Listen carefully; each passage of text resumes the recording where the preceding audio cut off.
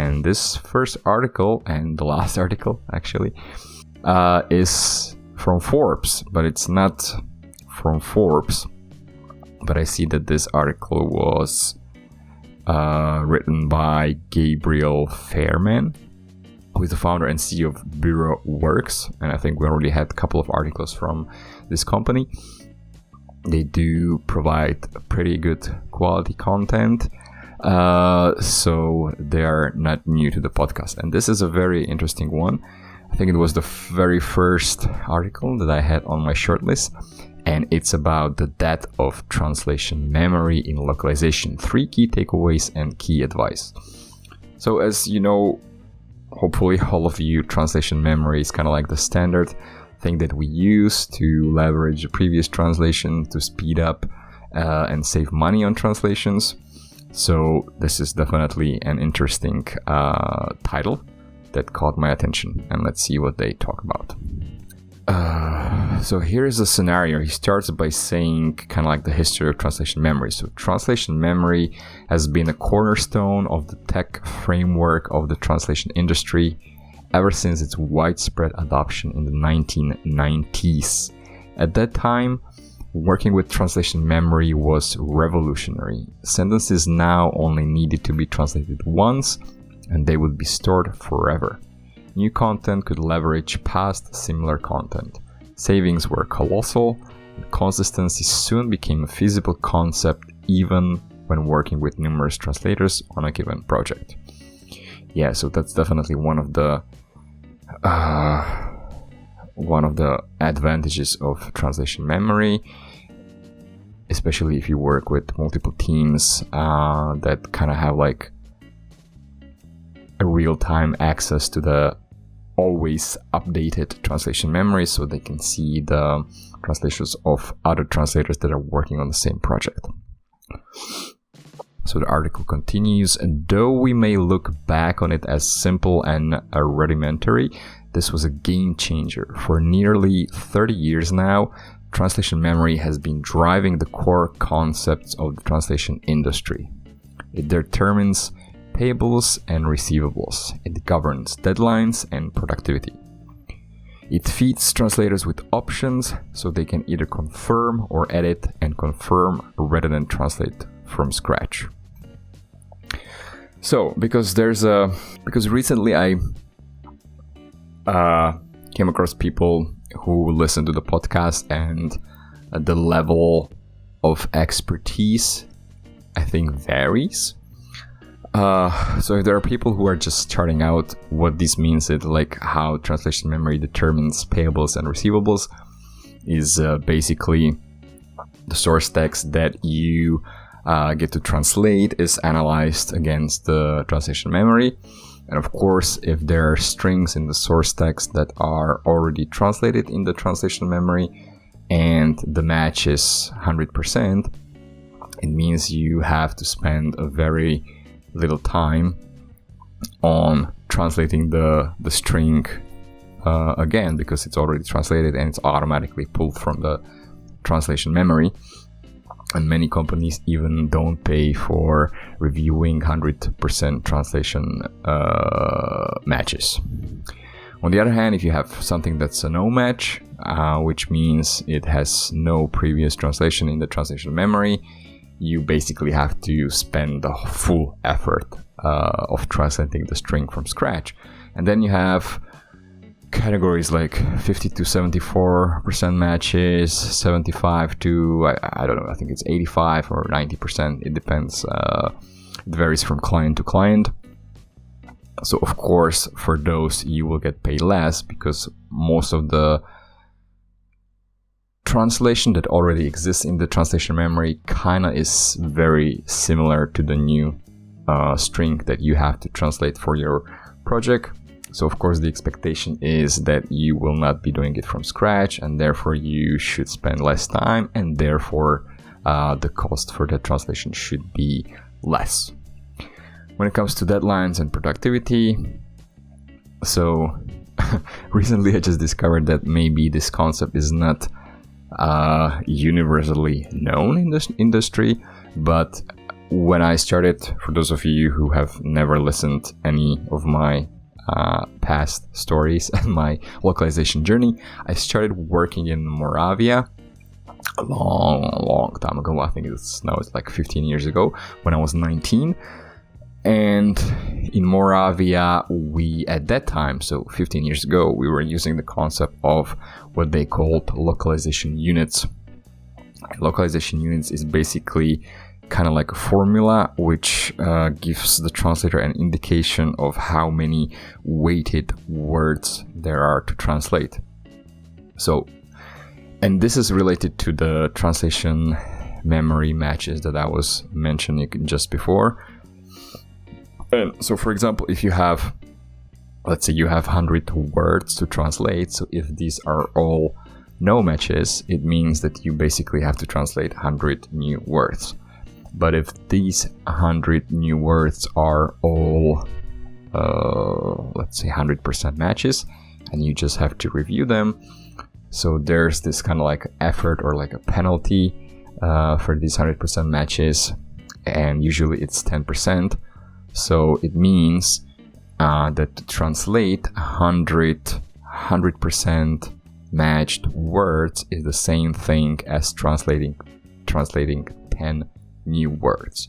So the penalty kind of like cuts the 100 words that are 100% matches into 10 kind of like new words.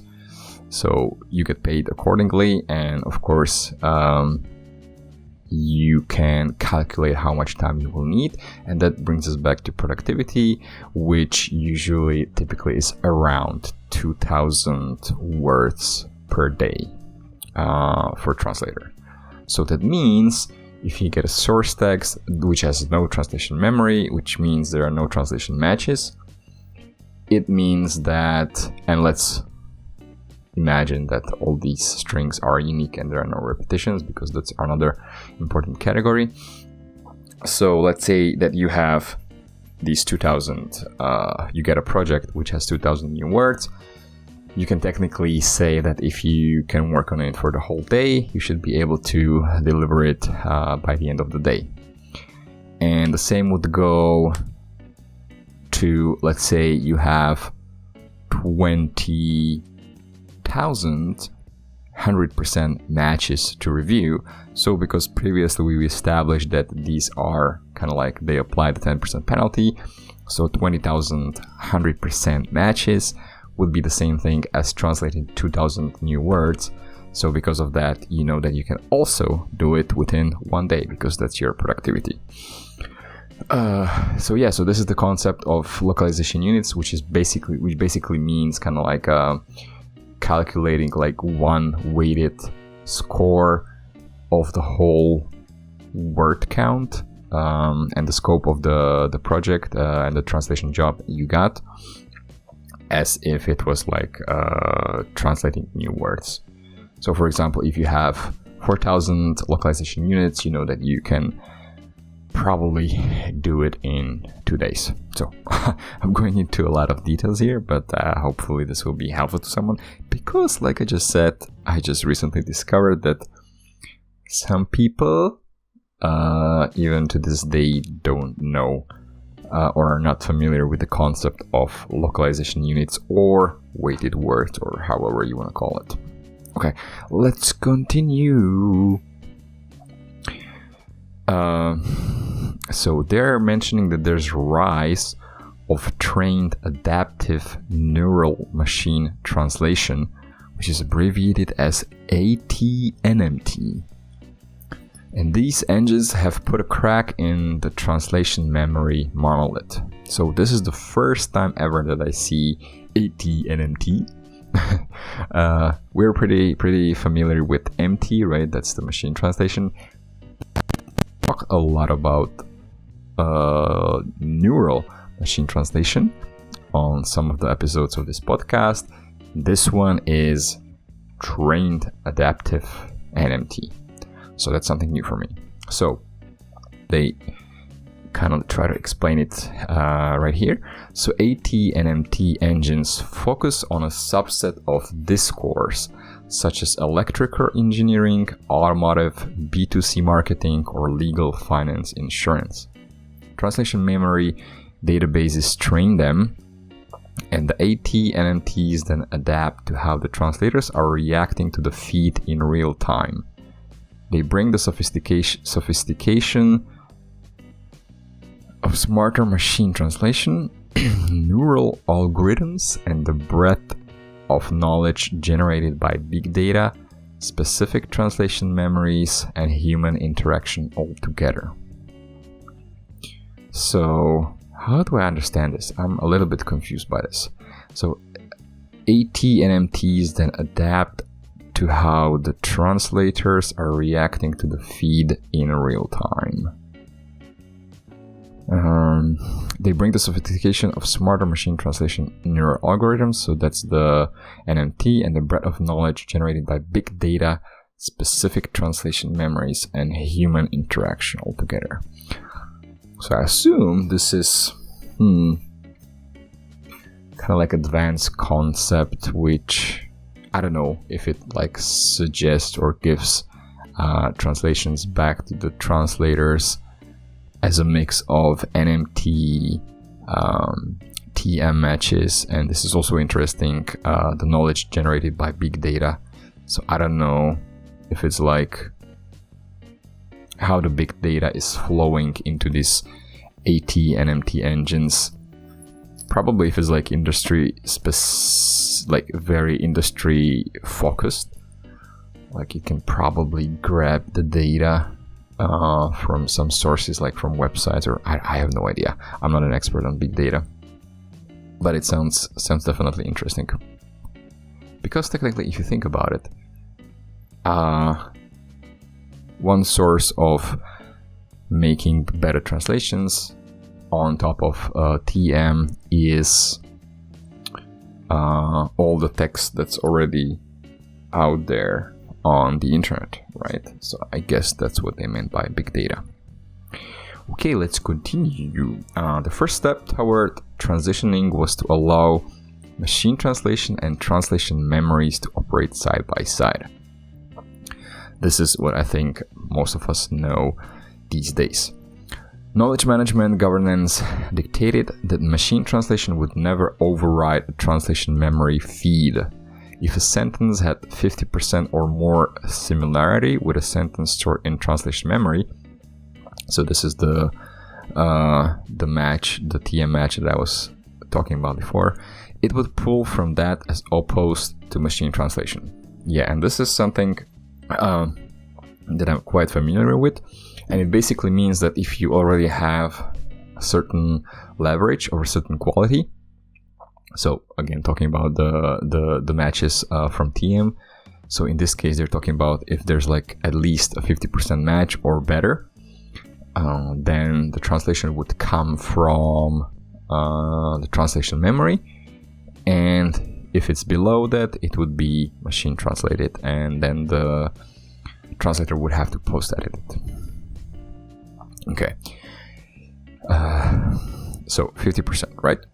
But as AT and MT has gotten better and better, it's now no longer a certainty that a partial translation memory match will be better than an AT and MT feed. According to data we collected from over 30,000 of our translation projects in 2019, we're already at a point where 50% to 74% translation memory match will require more editing time for a translator to fix than a well-oiled AT and MT engine feed for that same string. And based on our data, we are moving quickly into a world where AT and MT feeds will be better than 94% matches originating from the translation memory. So, just to recap, if you didn't get the long sentence with my couple of pauses because I was breathing.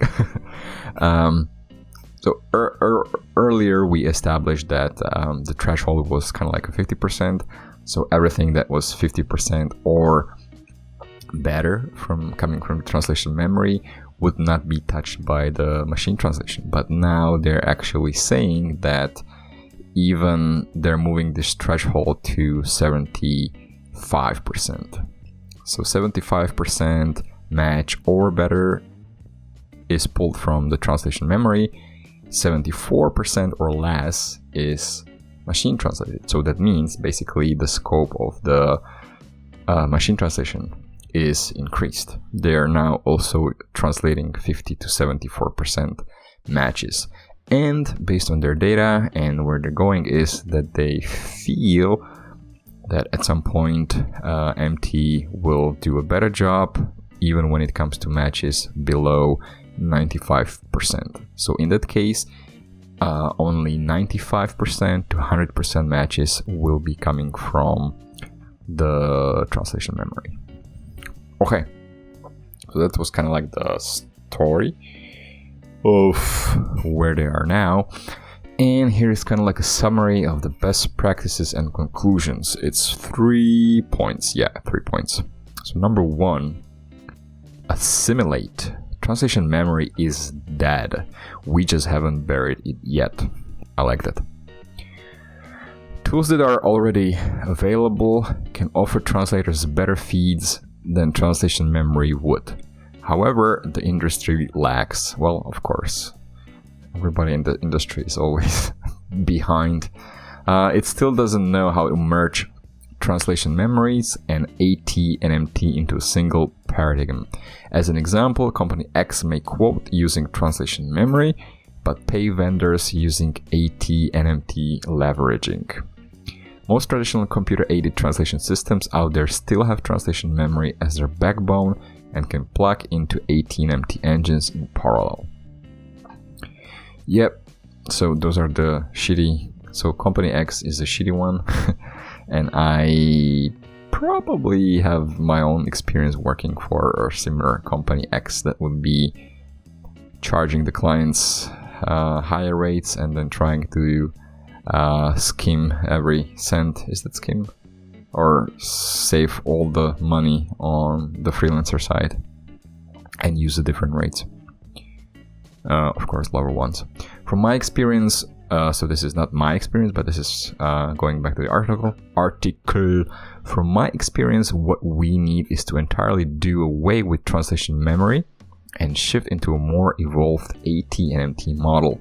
This model should be able to predict the necessary effort to complete any given string, and both payables and receivables should rely on this post-edit effort or distance as opposed to simple translation memory matches. Makes sense to me. Look at the data trends, not at preconceptions based on past possibilities. Okay, number 2, discuss. Adjusting is hard. Talking about it openly makes it easier. When translation memory began as a regular business practice, most translators argued that it took away from their writing creativity, provided them with horrible feeds that took longer to fix than write from scratch, perpetuated human stupidity by locking 100% matches, and so on. A lot of the pushback relied on preconception, and a lot of it was legitimate. New tech is typically not all ironed out, particularly when it comes to the ramifications for the actual users. The tech is designed to solve the high-level business challenge and leaves us mere mortals who are operating with it daily to work out the details. Naturally, with AT and MT, it's not likely to be any different. Between the concept and execution lies a reality. We need an active dialogue between all involved community members, including business owners, client stakeholders, and translators. We need to see things eye to eye. Okay. Number 3, decide. It's not just about dollars and productivity, it's also about language. Managers care about the ROI, EBITDA, and other alphabet soup letters that point toward increased earnings. Yep, that's true.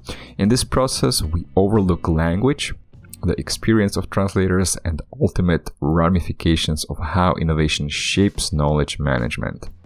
Around 10 years ago, people began to play more actively with the concept of machine translation post-editing. That meant more money and productivity, but they didn't think through what this meant in terms of the experience.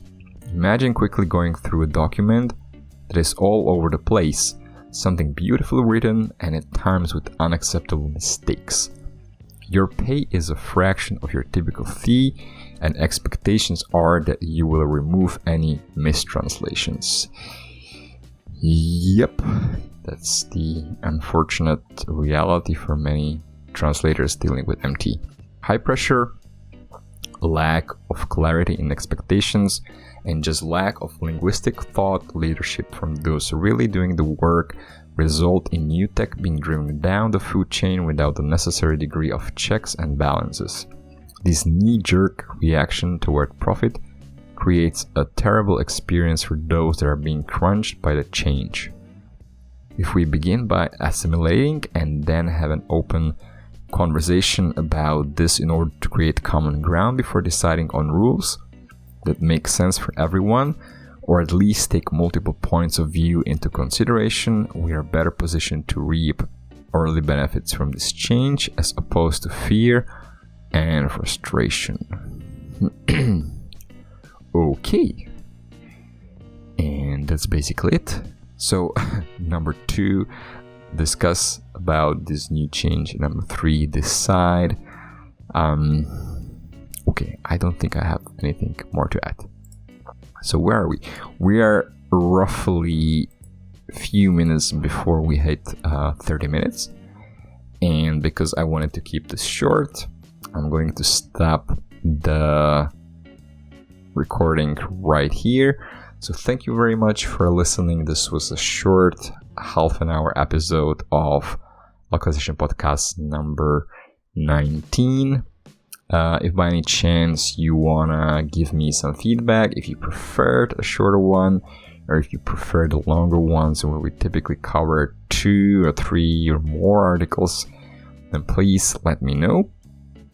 And again, I'll try to focus most of my time on building the website so I can get the live localization project going on and off the ground.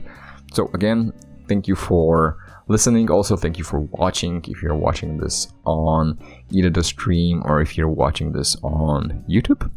So thank you, and I'll talk to you next week. Bye.